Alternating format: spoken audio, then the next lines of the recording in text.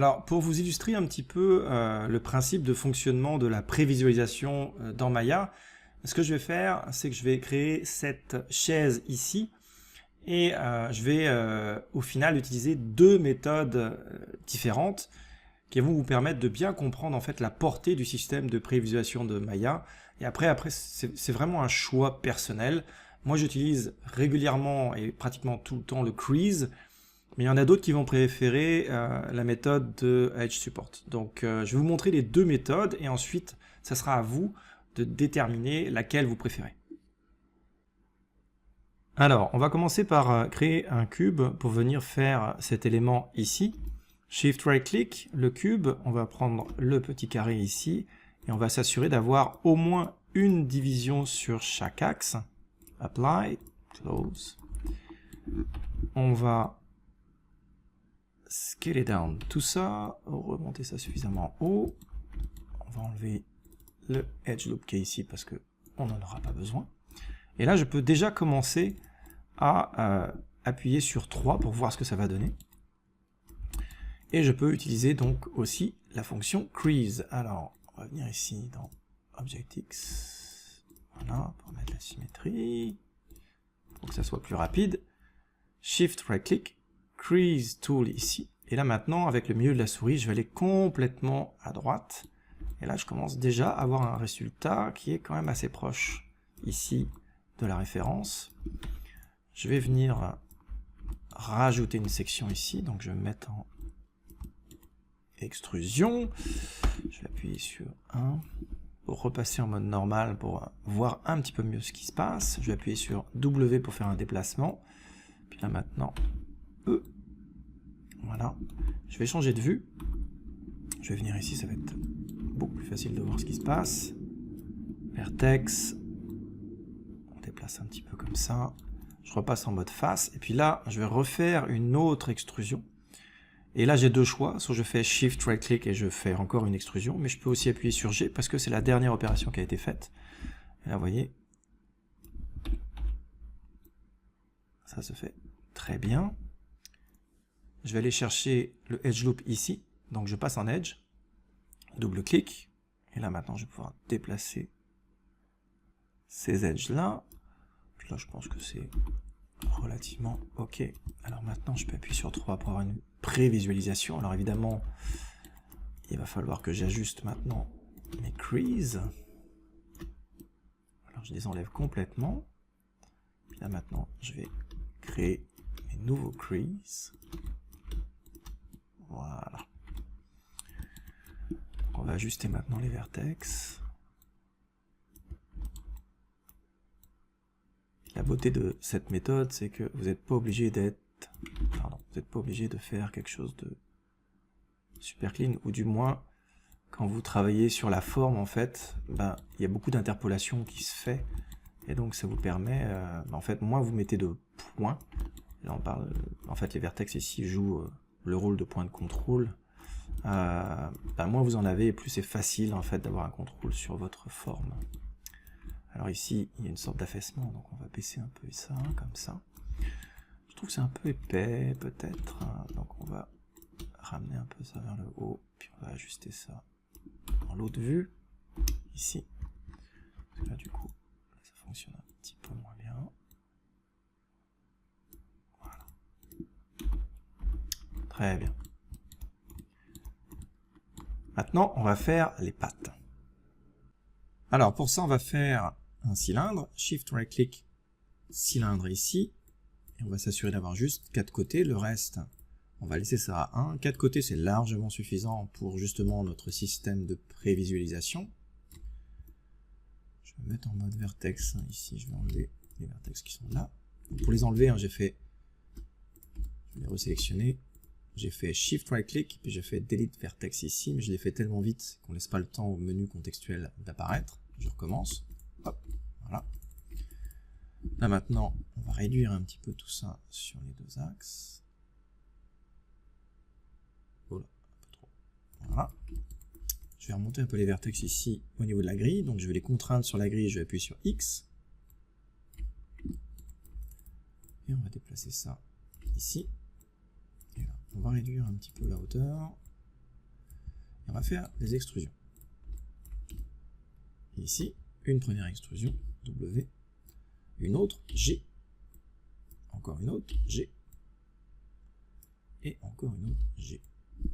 Et ce que je veux en fait, c'est que ça soit à 90 degrés, c'est-à-dire complètement à l'horizontale, pour préparer la suite.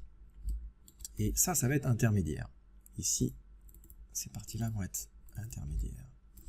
Ça veut dire que celui-là, il devrait être à 45 degrés, celui-là, entre le 45 et le 90, même chose pour lui. Donc, ce que je vais faire, je vais passer en mode ici, Rotation, et je vais double-cliquer ici pour avoir accès à la boîte de dialogue.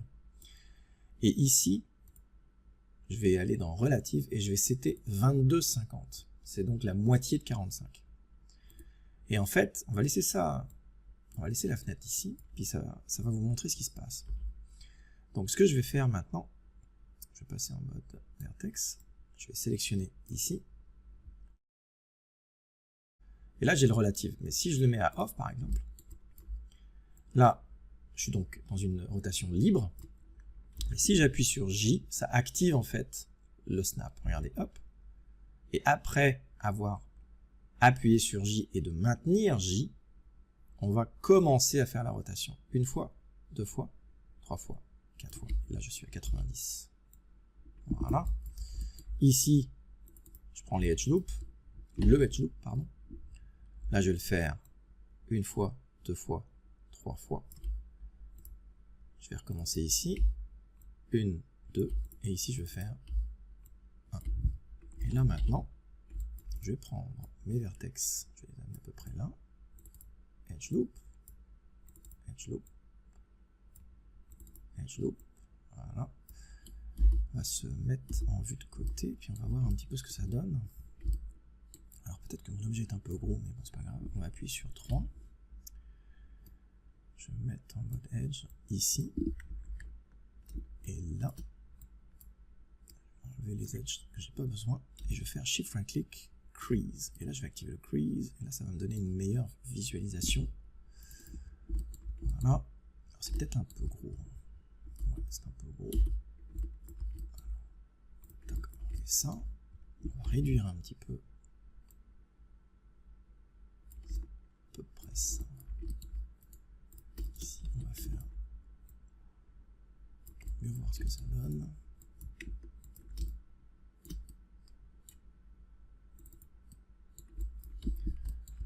Voilà. Et ça ici.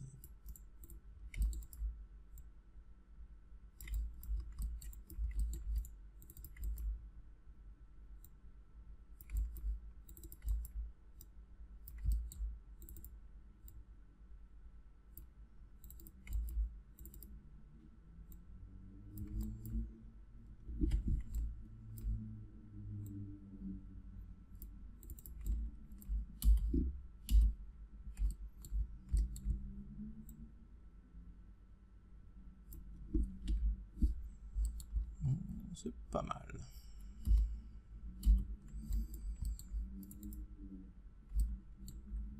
Pour faire le reste de la patte, je vais la dupliquer.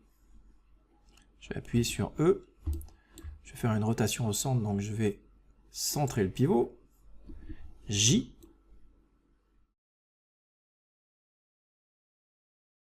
Et on va déplacer ça ici. Je vais déplacer le pivot ici sur un des vertex là. En fait, ça va être mieux de le faire sur ce vertex ici. Donc, V pour vertex, D pour changer le pivot. Donc, V et D en même temps. Milieu de la souris. Voilà. Et là, maintenant que mon pivot est là, je vais demander en fait à aligner l'ensemble de mon objet qui a le pivot ici, là.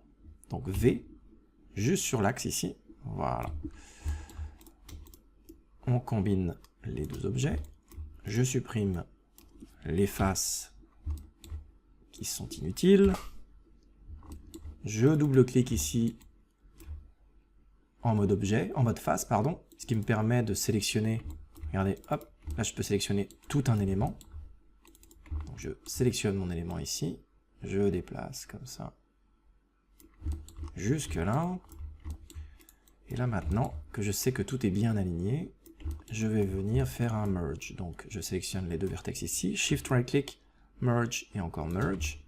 Je vais refaire la même opération ici. Il ne faut pas s'inquiéter hein, pour ce qui nous fait comme étrangeté géométrique. Ça va se replacer à la fin. Voilà.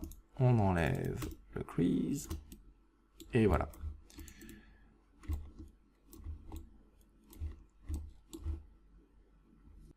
Et maintenant, on va faire le dossier. Shift right click, cube. Ça va être correct comme ça, au niveau des valeurs. On va amener ça là-haut. Ok.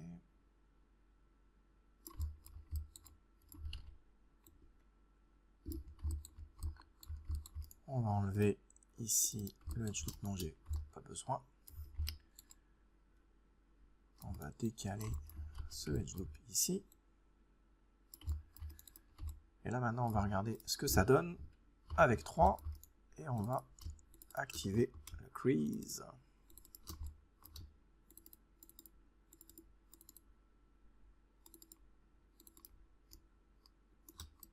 Voilà. Et pour avoir ici un angle, je vais le mettre ici en symétrie, pour avoir un angle un petit peu moins doux. Oui, là je peux le mettre au maximum, mais je peux venir... Ça va venir interpoler au final, donc c'est pas grave si on voit des lignes ici. Hein. Et là, donc je peux venir faire quelque chose de moins abrupt, puis ce serait correct. Donc les ajustements d'orientation là, parce que normalement c'est pas droit là, normalement ça devrait être un petit peu plus comme ça, etc. Je ferai ça un petit peu plus tard, mais je ne vais pas vous embêter avec ça. Le but, c'est de vous montrer comment on utilise le système de prévisualisation. Et ensuite, ça va être les deux méthodes. Donc, soit on utilise le crease, soit on utilise le edge support. Donc, pour le moment, là, ce que je suis en train de vous montrer, finalement, c'est le crease. Donc, on va continuer. Ici, comme ça. On va déplacer ça comme ça ici. On va faire quelques ajustements parce que je ne peux pas m'en empêcher, forcément.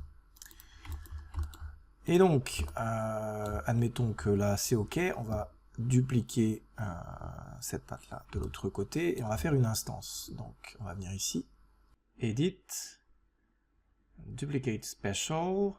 Oh, mais avant, il faut s'assurer que le pivot est bien au centre de l'univers. Donc, ce que je vais faire, je vais sélectionner mon objet et je vais faire un Delete by Type History, Freeze Transformation, Reset. Et là maintenant, mon objet il est clean. On voit aussi que les groupes et les résidus qui avaient été créés lorsque j'ai fait le combine, tout a disparu. Donc maintenant, mon élément ici, il est vraiment propre. Et là, je peux faire un Edit, Duplicate Special. Et là, je m'assure d'être en instance et d'avoir la valeur -1 sur le X. Apply. Et là maintenant, j'ai mes deux objets qui sont de parfaite instance. Pour faire la deuxième patte, je vais sélectionner celle-là et la dupliquer. Voilà. Et donc je vais récupérer en fait toute cette partie-là pour venir faire la connexion avec l'autre partie qui sera de l'autre côté. Donc je vais supprimer tout ce qu'il y a. Je vais prendre cette partie-là. Voilà. Je vais supprimer ça. Et maintenant je vais faire une rotation, mais là j'aimerais bien que ma rotation elle se fasse ici. Donc je vais faire un W, V et D, milieu de la souris pour venir le mettre sur un des vertex qui est là. Et là maintenant je vais encore une fois faire V et D, je vais contraindre sur un axe et je vais ensuite faire un drag and drop avec le milieu de la souris sur ce vertex là. Oups, je me suis trompé. V et D. Il faut quand même que je sélectionne l'axe ici. Et maintenant, je vais faire un drag and drop avec le milieu de la souris. Et vous voyez, là maintenant, mon pivot est bien au centre, en fait, de mon cercle, là. Et là, maintenant, je peux faire une rotation. Voilà, on va dire que c'est à peu près ça. Et là, maintenant, il va falloir que je réduise, en fait, la distance là. Alors si jamais vous avez un petit problème ici, il se peut bien que vous soyez en World et non pas en Object. Donc changez ici l'orientation de l'axe. Donc là, je suis déjà en objet, c'est parfait. On va déplacer ça comme ça. Je vais maintenant créer une instance parce que je veux savoir exactement ce qui va se passer de l'autre côté. Donc je vais faire encore une fois la même opération. Et là encore une fois j'ai failli faire la même erreur. Il faut que je mette tout bien au centre. Duplicate special. Puis là je pourrais même déjà le faire parce que j'ai déjà fait l'opération. Donc automatiquement, vous voyez, il me le fait. Et là maintenant on va comme décaler nos petites affaires. Alors là, comme je suis avec en plus la symétrie, il va me poser des problèmes. Donc on va la désactiver. Et là maintenant, on va essayer de faire ça pas trop mal. Et là, je peux appuyer sur X, décaler ça. Et là, je suis à peu près comme je le veux. Donc maintenant, je vais combiner mes deux éléments. Combine. Et je vais faire un merge. Je m'assure que j'en ai juste deux. Ouais. Puis sur 4. Et voilà. Donc là maintenant mon objet, il devrait être correct. Je vais réactiver la symétrie. Si jamais je dois faire des ajustements, je pense que normalement ça serait beaucoup plus vers l'intérieur. Ouais, hein. Donc là je peux faire un Grow Selection par exemple. Contrôle, right click, Grow Selection. Donc là il va aller me chercher d'autres vertex là. Encore. Encore. Alors là par contre, c'est peut-être un peu trop, donc je vais faire un Shrink. Encore une fois. Oups. Ici. Ramener ça ici comme ça.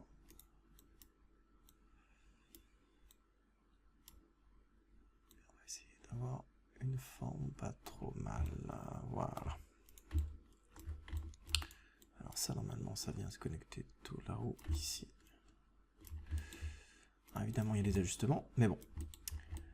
Je vais faire quelques ajustements et je vous reviens pour ensuite vous expliquer vraiment donc les avantages et les inconvénients de chaque technique, c'est-à-dire la première là que je viens faire avec le Crease, et puis ensuite donc je vais vous montrer comment ça fonctionne si on ne fait pas avec Crease mais on fait avec les Edge Support. Alors voilà, j'ai fait quelques ajustements et j'ai même optimisé l'objet.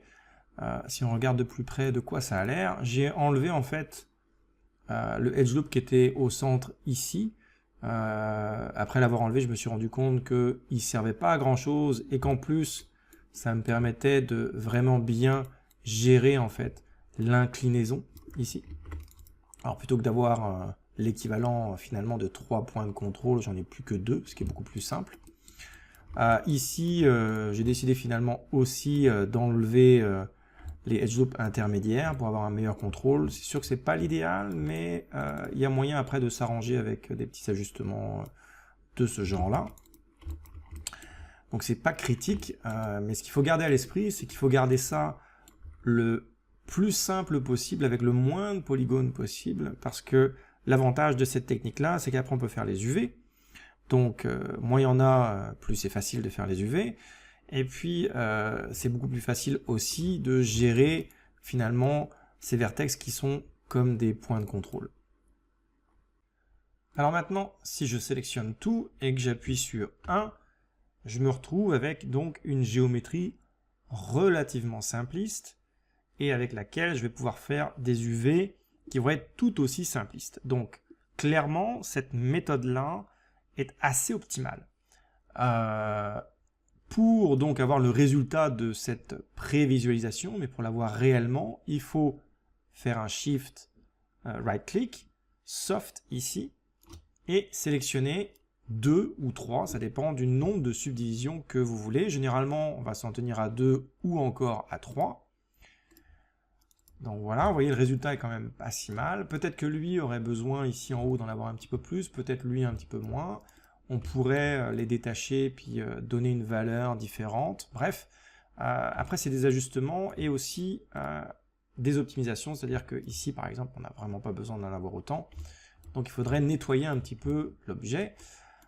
Donc ça, c'est la méthode crease. Maintenant, si je reviens en arrière,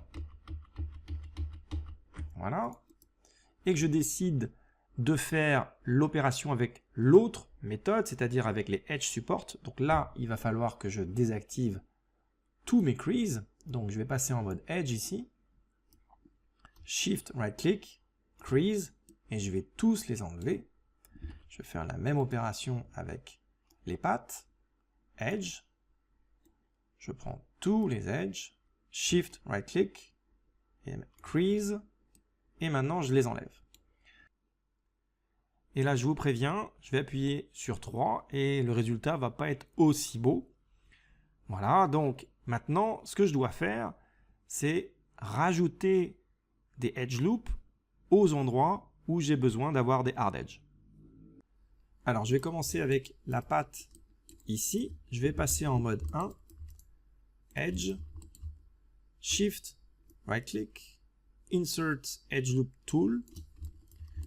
Et là, je vais venir insérer le edge loop que je veux. À noter que c'est quand même assez long ici. Donc, n'hésitez pas à rajouter un edge loop ici de support, vraiment de support, pour que, parce que ce qu'il va faire, hein, c'est rajouter le même nombre en fait de subdivisions ici que là. Donc, si vous voulez quelque chose qui soit ici très hard, ben, il faut qu'il y ait très peu d'espace en fait. Donc on va l'aider un petit peu de cette manière-là. Je vais faire la même chose ici, comme ça. Puis je vais en rajouter un ici. Même chose en haut. Je vais en rajouter un là. Voilà. Je vais maintenant sélectionner tout ce qui est en bois ici. J'appuie sur 1. Même chose, insert edge loop. Et là, comme ça. Puis je vais en remettre un au milieu aussi pour l'aider. Comme ça. Voilà. Ça devrait faire l'affaire. Ici, je vais faire la même chose. Je suis pas sûr pour le edge du milieu que j'ai mis plus haut. Je pense que ça aide un peu. On va le mettre si jamais il y a un problème ou c'est trop, on va l'enlever. Donc ça devrait être correct. Et maintenant, on va voir ce que ça donne.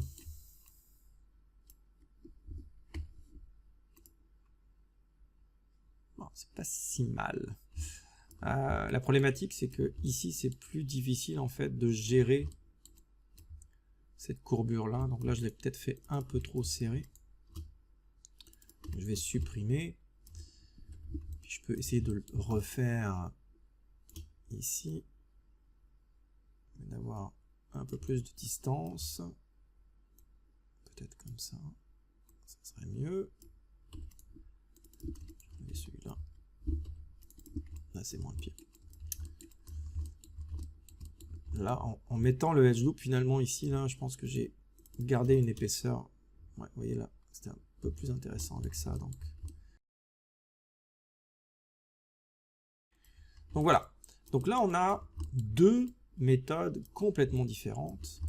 Le désavantage de cette méthode-là, c'est que on va avoir forcément plus d'endroits où ça va être un petit peu plus hasardeux de faire les UV. Ça se fait, c'est pas un problème, mais bon, ça va être peut-être un petit peu plus laborieux de le faire. Et le désavantage aussi, c'est que le moment où je vais réellement appliquer donc ce smooth, donc je vais venir ici, apply, j'ai beaucoup plus de géométrie à nettoyer après.